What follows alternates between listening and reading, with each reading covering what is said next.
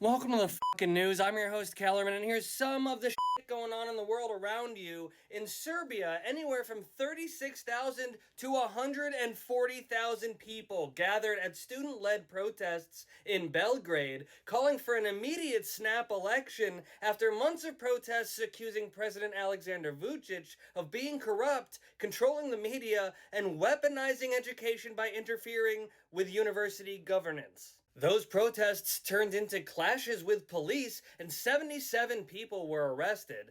Then there were more protests protesting those arrests. In Lebanon, the IDF performed an airstrike on an underground Hezbollah site using bunker buster bombs.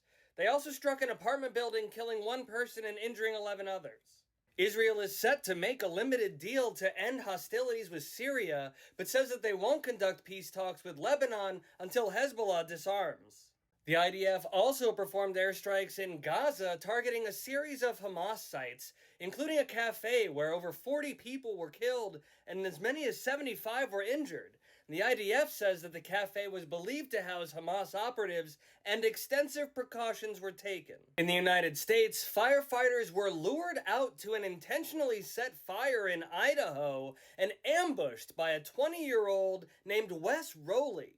He killed 2 of the firefighters and wounded a third before running away and taking his own life.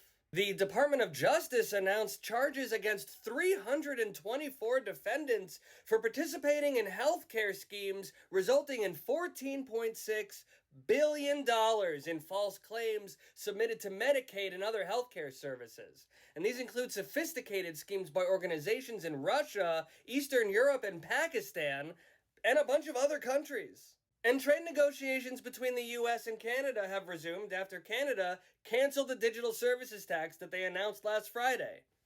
Tell me what you think about that, and follow me if you give a shit about any of that.